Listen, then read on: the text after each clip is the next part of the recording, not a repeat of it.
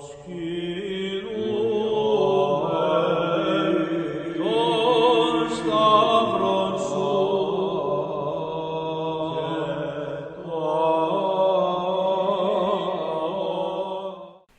you for listening to The History of the Papacy. I'm your host, Steve. If you like listening to The History of the Papacy, you can watch it too. The History of the Papacy in 10 Minutes are mini documentaries that are available on YouTube, and they're just little tastes of papal and church history, basically a sidetrack episode in short form on YouTube. But anyways, Patreon is back. We're back on Patreon. There's a bunch of exciting things coming up with Patreon, but I should say that there's 4 tiers.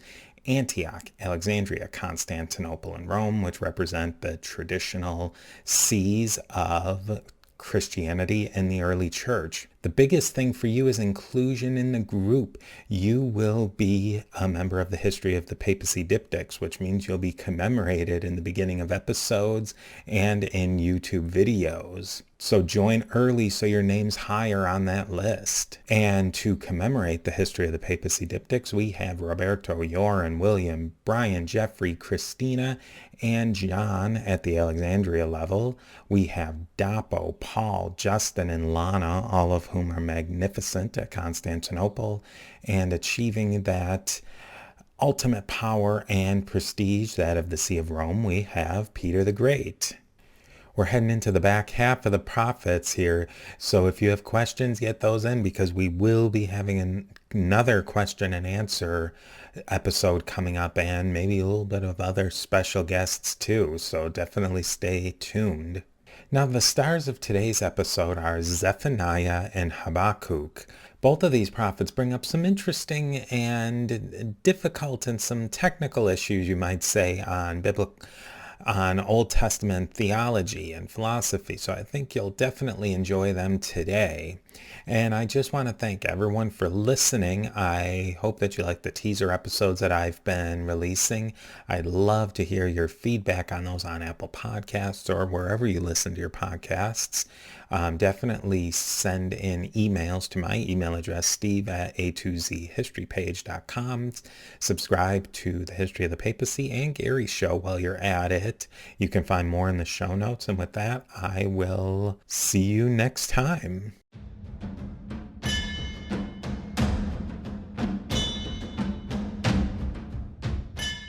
Here we go again. Garry of the History in the Bible podcast, and I, humbly, Steve Guerra of the History of the Papacy podcast. Garry and Steve, the minor prophets of podcasting, bring you our latest installment of our series on the 12 minor prophets of the Old Testament. We want to show you that these minor prophets belong in the major leagues. Garry, how are you today? I'm fine. Still alive. That's better than some people can say. That goes a long way these days. It does, doesn't it? Now, we're well into this series. We're kind of on the back half of it, depending on how many add-ons we decide to do. Yeah. But you can listen to them in order or not. We're not your parents, so it's up to you. And they make no sense in our order, any other than any other order. So you could listen in any order you want.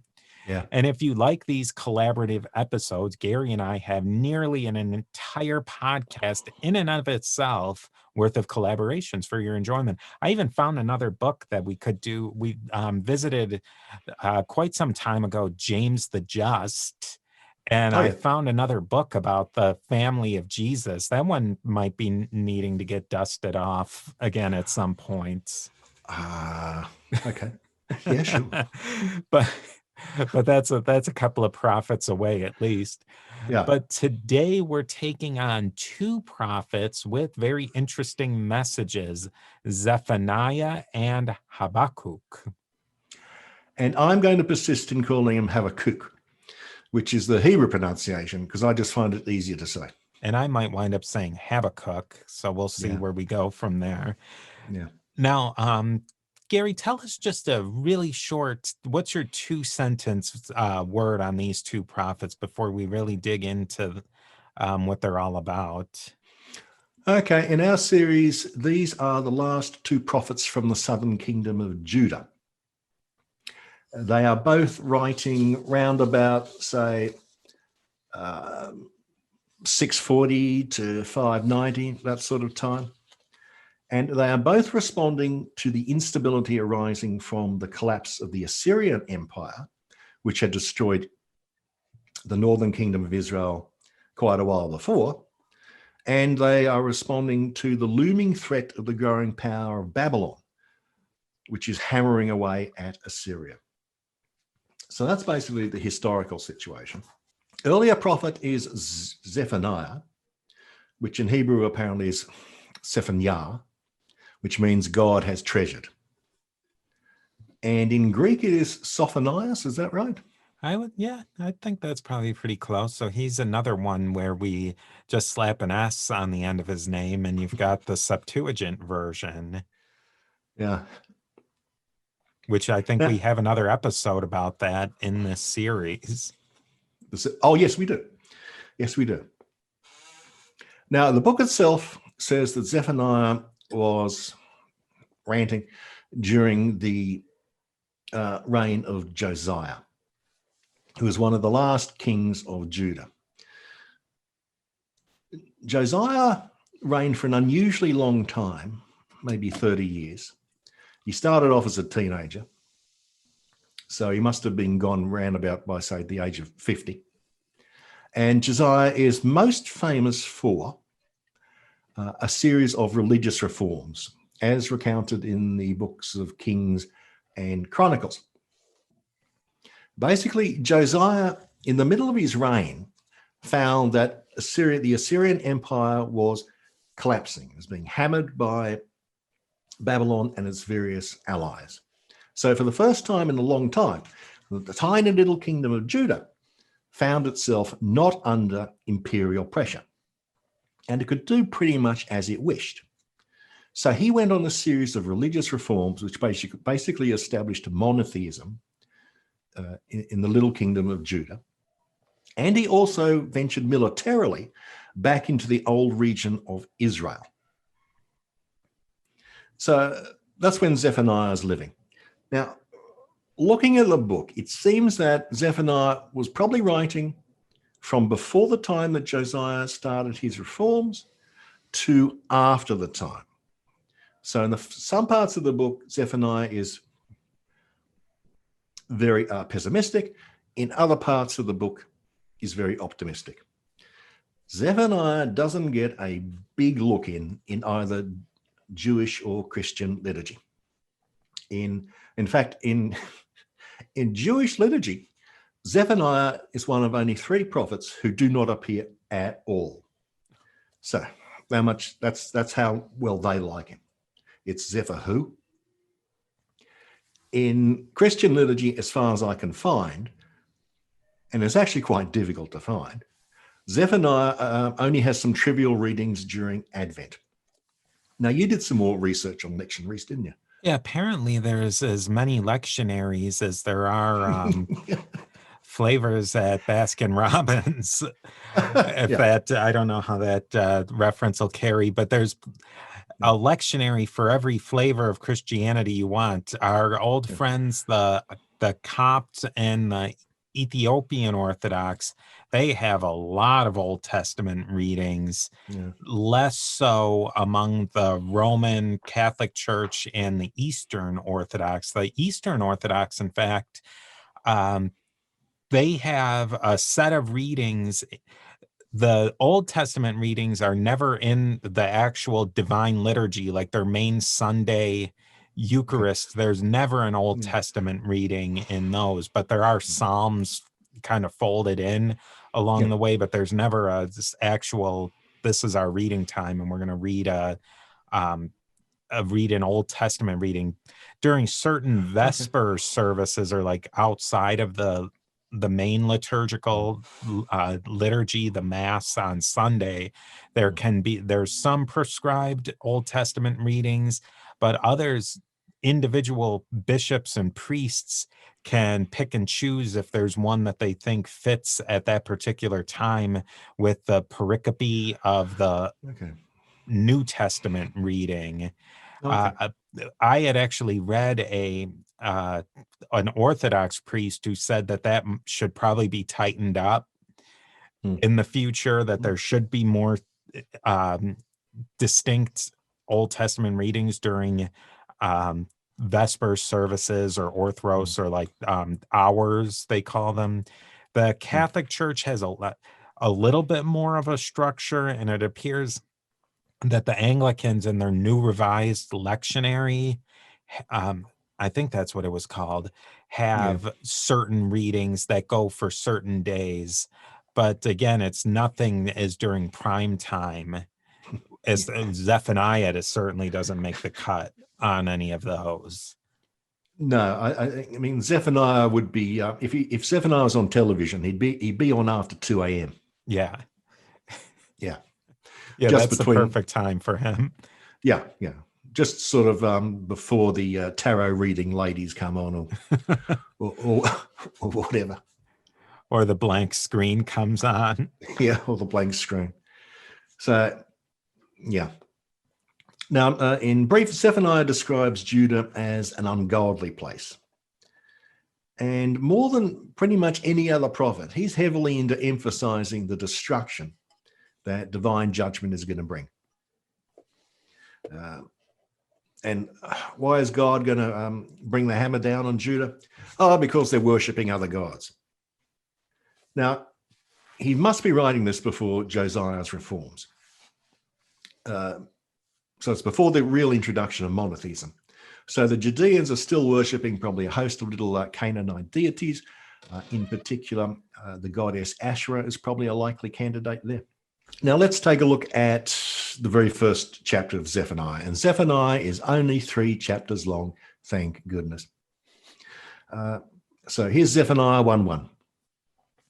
The word of Yahweh that came to Zephaniah, son of etc., etc., etc., during the reign of King Josiah, son of Ammon of Judah. I will sweep everything away from the face of the earth, declares Yahweh. Okay. I will sweep away man and beast. I will sweep away the birds of the sky and the fish of the sea. I will make the wicked stumble, and I will destroy mankind from the face of the earth, declares Yahweh. I will stretch out my arm against Judah and against all who dwell in Jerusalem, and I will wipe out from this place every vestige of Baal and the name of the priestlings along with the priests. Well, that's pretty full on. I mean, we're looking at a pretty much Noah-type flood here by the description of it, aren't we? He's just going, and he continues. The great day of Yahweh is approaching most swiftly. Now, I like the fact that he calls it great day when he's promising utter annihilation. So this guy's a little bit of a fanatic. And he's been at 9 so far, and he racks it up down to 11. That day shall be a day of wrath, a day of trouble and distress, a day of calamity and desolation, a day of darkness and deep gloom, a day of horn blasts and alarms against the fortified towns and the lofty corner towers. And he continues. And actually, there's an interesting little part here. In Zephaniah 2:4, he says, Gaza shall be deserted. A little shot at the Philistines. Yeah, a little shot at the Philistines. I wonder if anyone's actually tried to introduce that into modern politics. And he goes on, gather together, gather, O nation without shame. So Zephaniah is a full-on ranter. Yeah, that was my takeaway from Zephaniah, is that it wasn't particularly well written. It was a rant, couple of page rant, and it was done.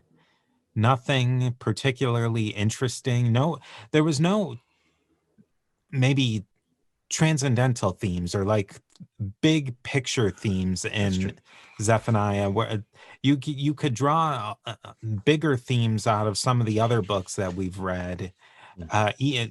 Less so in these minor prophets because they're so short, But Zephaniah, there's nothing in there. It seems like it's just gripes that he has about what's going on at the current moment, and then he's done, and you're moving on to your next prophet. Yes. I mean, this guy doesn't just hate Judah, he hates everybody. Chapter 2. Moab shall become like Sodom, and the Ammonites like Gomorrah, clumps of weed and patches of salt. Okay. Yeah. So he's got to be a ranting misanthrope. Yeah, it's not even written in a particularly interesting way either. No, it's not. And as you say, it doesn't sort of invoke themes of, I don't know, righteousness or things are going to get better. Or... Well, yeah, not until chapter 3. Now, chapter 3, which probably was written after Josiah's reforms, it says, this is, okay, Zephaniah 3. In that day, you will no longer be ashamed for all the deeds by which you have defied me. For then I will remove the proud and exultant within you, and you will be haughty no more on my sacred mount. But I will leave within you a poor, humble folk, and they shall find refuge in the name of Yahweh. The remnant of Israel shall do no wrong, and speak no falsehood. So Zephaniah concludes in his 3rd chapter with, right, I'm going to destroy the entire planet, but it'll be fine. So at least he adds a little bit of hope at the end. And now a word from our sponsors. And this is why people think that the 3rd chapter wasn't written until after Josiah had cleansed out all the little Canaanite gods and demons and Asherahs from Judah. And just to put Zephaniah into context, you could probably, if you were going to listen to this whole book, it would probably take you just from the corner shop to home and back. You know, the round trip, you'd still have a little time to listen to a song, maybe. It's very short. Yeah. And I think the voice of Zephaniah is like some of those more ranty, strident evangelical preachers. Well, actually, I'm looking at him, maybe he's more like Alex Jones. You can just see him frothing and gnashing and waving and cursing everybody. And that's about all we got in Zephaniah. Yeah, that's it for Zephaniah. Yeah. So. But next is Habakkuk.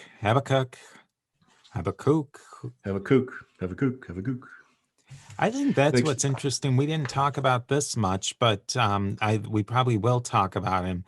His name, I think that even makes him a little bit more interesting. He falls outside of the normal naming conventions that we're so accustomed to. Yes. His name appears nowhere else in the Bible. It is of unknown origin, although apparently until recently it was believed that his name is Babylonian or Akkadian. Now, this theory is now contested, but I think that's only happened in the past 20 years. But I don't know what the alternative theory is. I mean, to me, it makes sense. If he's got a Babylonian name, maybe Habakkuk was actually Babylonian. Yeah. And he became a malcontent from his own people. So he's come to Judah to say bad things are about to happen. I mean, that's one idea, but there seem to be several others. I looked at the 1917 New Advent Catholic Encyclopedia. That's available at, I believe it's newadvent.org. Yeah.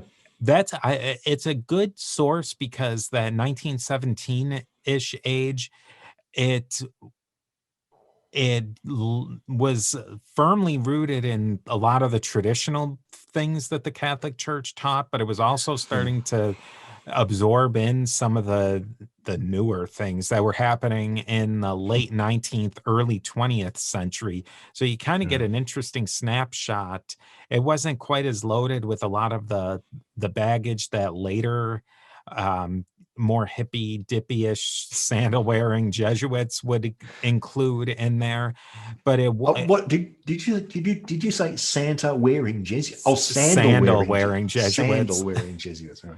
where they would throw in anything as long as it was new, they would have thrown into it. It's traditional, but they weren't afraid to put in some of the newer thoughts into this encyclopedia. And as far as I know, it has the official stamp. Each article has that official stamp that it's been approved by a bishop, or I think they call it like a Neil Oblast or something. Yeah, there's two. There's the Imprimatur, Yeah, if that's how you pronounce it, and the Nihil Obstat, or something like something like that. It's like one of those words you read, but you've never said it in your life. Yeah, until you're podcasting about it, and then then you make it up as you go. Yeah. I mean, so that means basically that the church officially approves of it. But so they had listed in their, because it seems like the Christians have a little bit more attachment to Habakkuk than some of these other minor prophets, or even maybe he's probably in the top three of the minor prophets that they like. But one of the theories that at least the New Advent Encyclopedia threw out there was that he was the son of a Levite, a son of a Levite named Jesus, which Jesus is a pretty common name and at that time, so it's not like he was Jesus's son or anything like that. And a Sunamite woman, which the Sunamites were from a town of Shunem, which is really, from all appearances, a completely unremarkable town in the northern part of modern Israel. I always get him confused. Is Judah in the north or Israel in the north? All right, Israel's in the north. Yeah, so it would have been in Israel at that time. But so that was one story. Another story is that he was from the tribe of Simeon, but from a town in the area of the tribe of Judah, which I don't know if that means anything or if that would add anything to it. But the article also says that all of these possible biographical details, they came from an apocryphal book called The Lives of the Prophets, which was written way after Habakkuk's times. So, I mean, really take it or leave it of any of those things. It's obvious, though, that his name doesn't really follow the conventions that we're normally accustomed to. So there's something going on with that. That's true. I mean, so many prophetic names, or even just Israelite names in general, theophoric names. They've got the name of God in them. Yeshayahu, for example. There's nothing pertaining to Israel's God in Habakkuk's name. It's just, and it's so ugly. It really, but we can't move on with his story without saying that there is the modern connection to Habakkuk in World War II, which I don't think either of our podcasts would be talking about World War II very much. But so we might as well, maybe we could put this in the title to get more clicks and listens by mentioning World War II. But during World War II, there was what was the guy's name was Pike? Yeah, Pike. I think Jeffrey Pike. He was mad inventor, might be being a little bit too kind to it. But this Jeffrey Pike fellow came up with the idea of taking an iceberg made out of an innovative material that he invented called pikecrete, which was frozen ice frozen with sawdust in it to a certain percentage. And then he said, let's make an aircraft carrier out of this. That was basically this aircraft carrier, from what I understand, would have been the size of the entire U.S. Navy fleet at that time. Yeah, from what I understand too, it was something like 2 million tons. Yeah. And that's not a ship, that's a small island. And I think for comparison, actually, I think that's the size of, say, 20 aircraft carriers.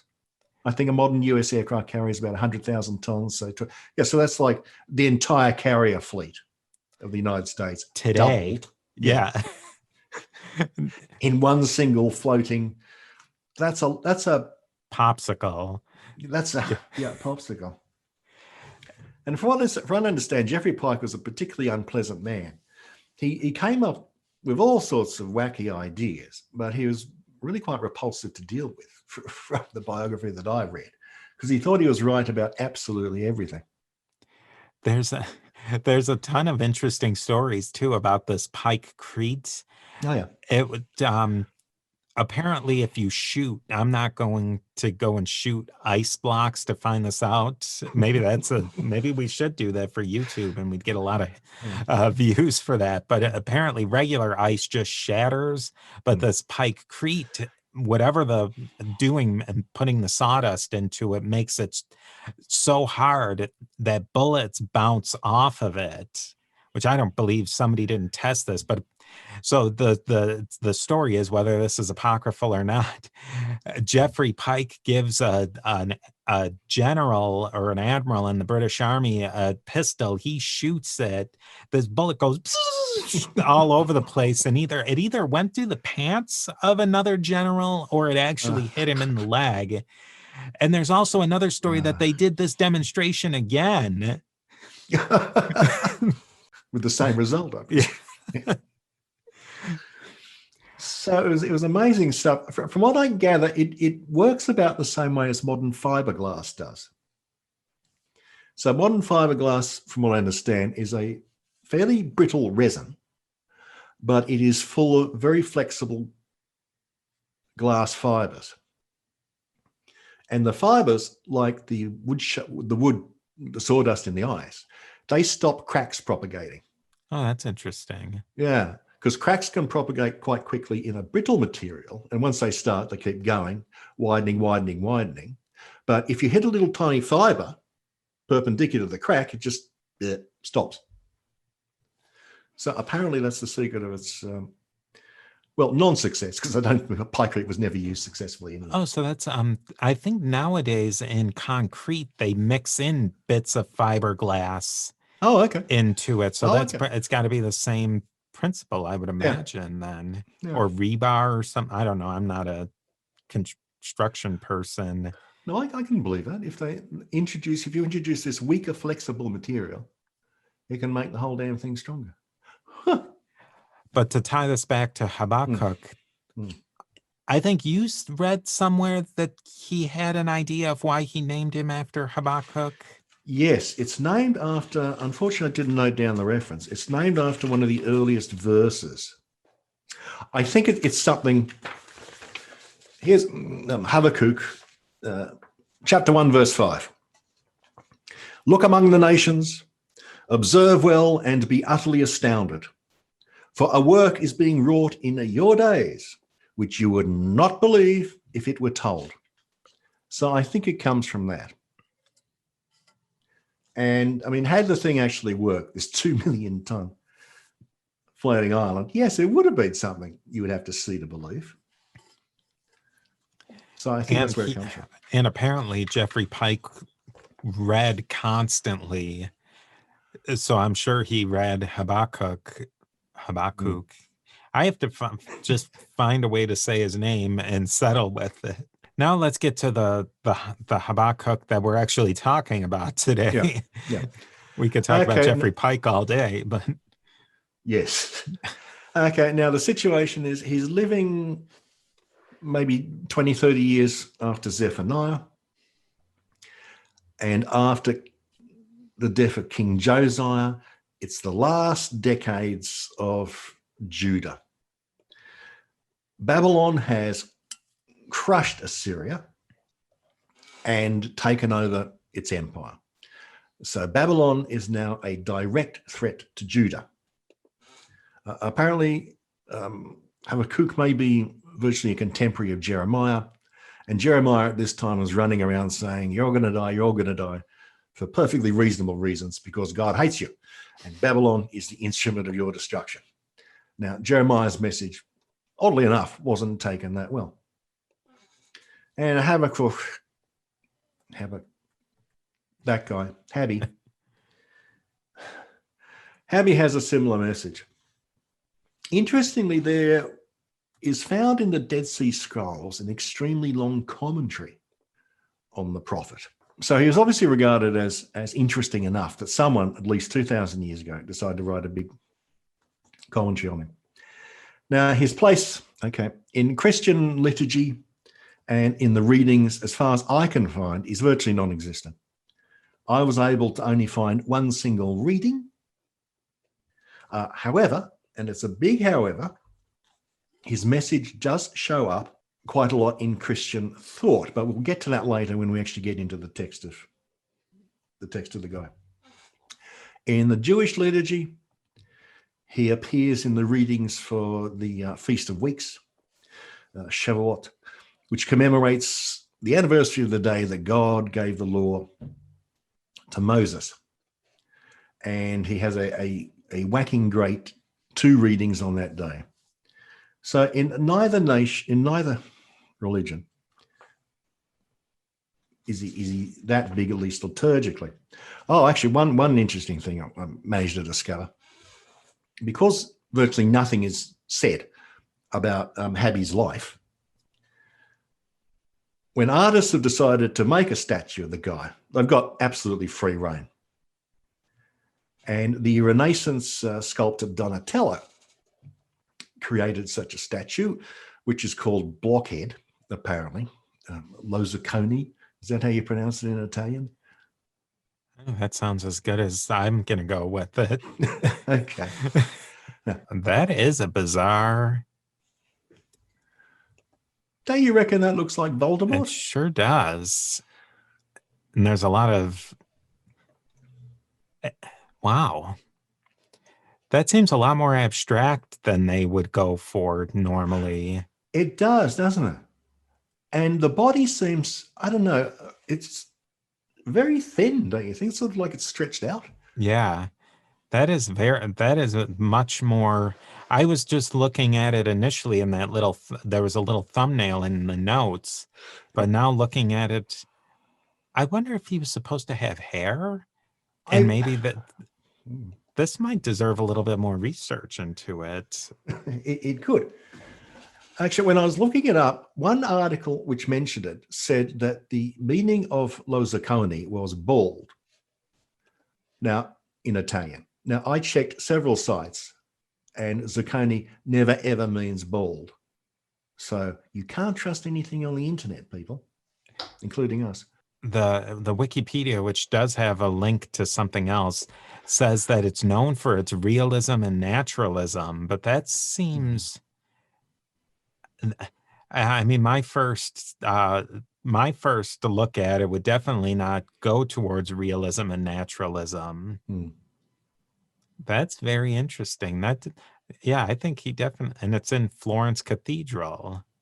Your knowledge of Habakkuk, people out there, your knowledge of him is increasing by leaps and bounds every moment. Every moment. Okay, back to the book. Now, it's in, again, it's just 3 chapters, and it's in 2 parts. The first part is a dialogue between the prophet and God, and the second part is a psalm. Now, like almost all the other prophets, well, like most of the other prophets, there are no actual prophecies. Habakkuk is interrogating God and challenging him. And I think if we look at, oh yeah, here we go. Habakkuk, chapter 1, verse 2.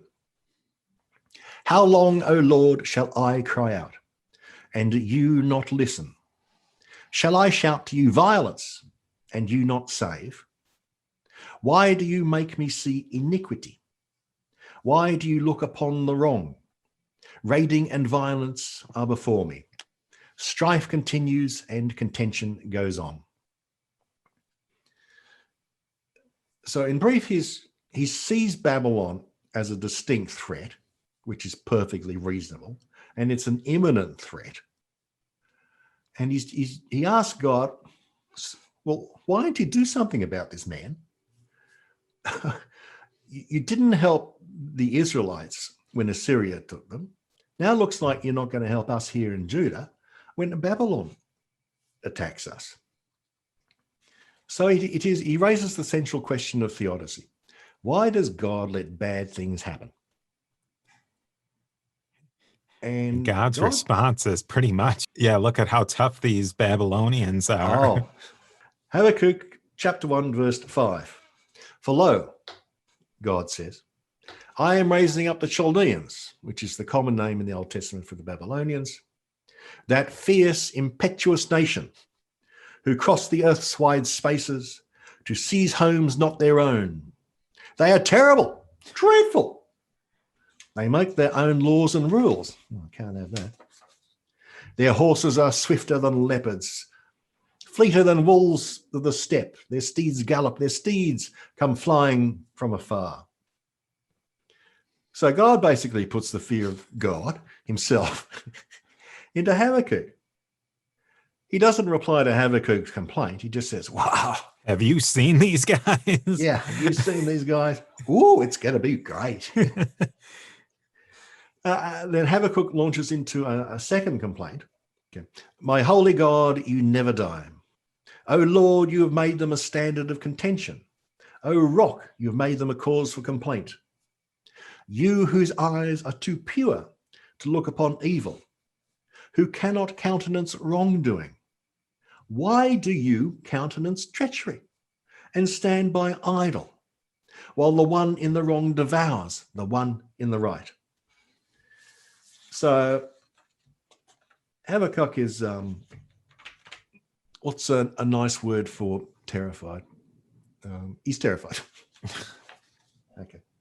I was going to use something which uses a swear word, but I won't.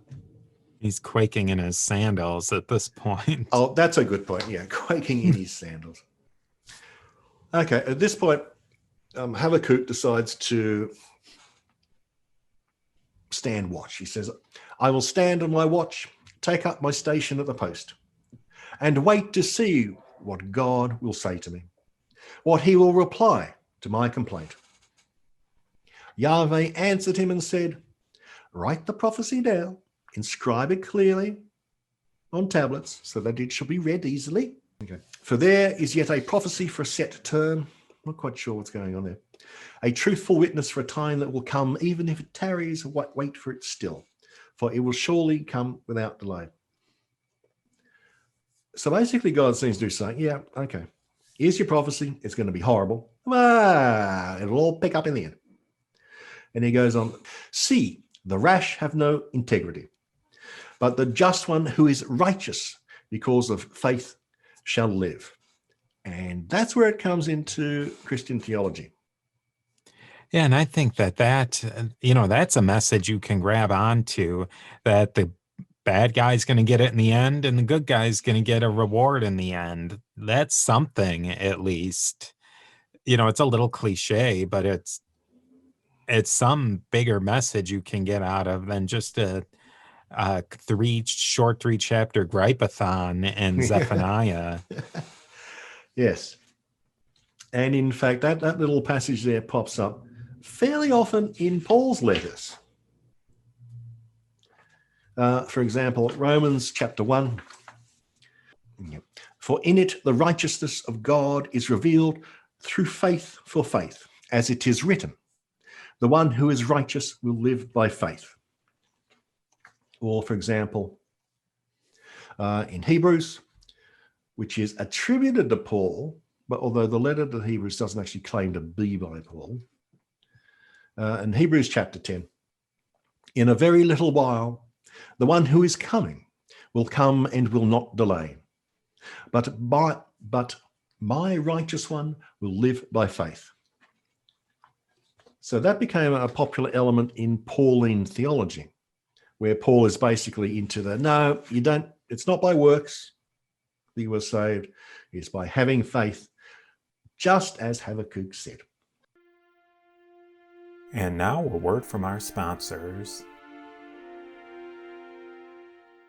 I had also heard an interpretation. I'm thinking that this was an evangelical interpretation about empires, that these big things, these big entities are always going to fall.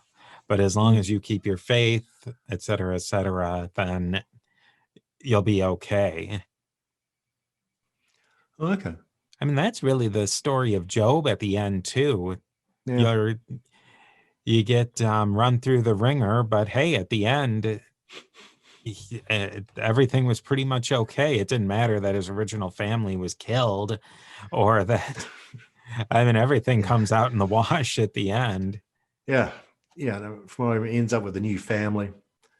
So just put that behind you. Just hang in there. And yeah, just hang in there. It's always seemed to me a little bit of a cop-out, that attitude. I can see the attractiveness of it, but... I mean, I think it depends on what direction you take it in. If you say that you don't have any agency in changing your circumstance, and I don't think God really says it one way or the other. Well, in Job, he says specifically that you don't have any agency because Job didn't do anything. Yeah. But I don't think in Habakkuk, God really addresses Habakkuk's agency at all in changing anything. Yeah. He just... well, he tells him to write things down. Maybe that, I don't know. That's for theologians, a much higher pay rank than my podcasting pay rank. Yeah. Now, the Prophets ends with a prayer, chapter 3. Given that this prayer doesn't appear in the commentary on Habakkuk found in the Dead Sea Scrolls, a lot of scholars think that this was tacked on sometime later. And it's a happy little prayer, which basically says, okay, God, or it basically says, right, we're all going to be fine. So chapter 3, verse 2, O Lord, I have learned of your renown. I am awed, O Lord, by your deeds. Renew them in these years. Though angry, may you remember compassion. And he goes on and he says, yeah, okay, God, right, please make everything fine. And so ends the book of Habakkuk. Yeah. Didn't it seem to you that prayer or psalm didn't quite fit in? I would have to go with that was a later tack on. Yeah. No, it doesn't fit in. I mean, the first two bits are sort of a Job-like dialogue between Habakkuk and God, and they hold together very strongly. And then for him to break out in this sort of psalm, as it's called, or prayer at the very end, and for 1/3 of the book, mind you, it just seems someone thought, oh yeah, we need to have, we've had the preview screenings, we've gone to the focus groups, man, you need to have an upbeat ending. So here it is. There was one thing, I don't remember where I read it, but that Habakkuk makes a appearance in the book of Daniel. Oh, okay, so this is from the New Revised Standard Version, Daniel chapter 14, verse 33. Now the prophet Habakkuk was in Judea. He was made a stew and had broken bread into a bowl, and it was going into the field to take it to the reapers. But the angel of the Lord said to Habakkuk, take the food that you have to Babylon to Daniel in the lion's den. Habakkuk said, "Sir," probably in the King James version, he would have said, "Sire, sire, I have never seen Babylon, and I know nothing about the den." Then the angel of the Lord took him by the crown of his head and carried him by the hair with the speed of the wind and set him down in Babylon right over the den.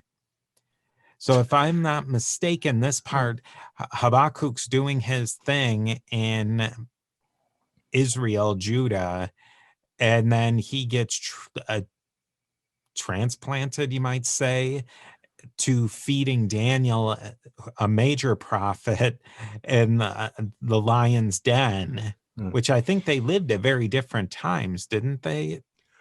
Well, Daniel, by definition, has to be after the Babylonian conquest. But the Babylonian conquest of Judah only lasted 50 years. It's a stretch. You could, given that Habakkuk is clearly prophesying before the Babylonian conquest, at a stretch, you could say when he was a very old man and the place had been taken by the Babylonians, that he then was taken in a very rude fashion. Yeah. To Daniel in the den. It's not wholly ridiculous. Are there a lot of examples of crossovers like that? No, it's actually, I don't remember reading that passage at all in Daniel. I must have just missed it. No, it's very, very, very rare. I think there's somewhere. The only other one I can think of is maybe, say, Jeremiah refers to a previous prophet by name. And that's about it. But certainly nothing as dramatic as an angel dragging him several hundred miles or kilometers. It probably doesn't really matter, but he's dragging him halfway across the Fertile Crescent to serve Daniel in the lion's den. That's a pretty fun. The writers were having a lot of fun with that one. Oh yeah, I think it fits in well with the first half of Daniel, doesn't it? In its sort of folkloric status. So that certainly fits there. Yeah, Daniel's that sort of book. I mean, if there'd been a couple of prophets mentioned, I wouldn't be at all surprised. That's maybe my other comment with to go back to Zephaniah for a minute. Now, Jeremiah is one of our major prophets. And so we had minor prophets working it. So there was a lot of prophets going around at that point. There seemed to be. From what I know, yeah, there seemed to be. Why the major prophets ended up being major, I'm not sure. Although, given some of the minor prophets we've looked at, you can see why they ended up being minor. And I think you always have to keep in your mind, we haven't mentioned it, most of these prophets aren't doing what we would typically consider as prophecy, as seeing into the future. It's really, these are people who have had a direct conversation with God. Yes. I mean, the closest that 90% of them get to a prophecy is to say, whoa, we're all doomed, God's going to take us all. About as vague a prophecy as you could possibly get. There's no one saying that, well, in 432 years, this will happen. No one's saying that. But so we've talked about Zephaniah, pretty short book, pretty boilerplate. Habakkuk, which I think is a little bit more interesting.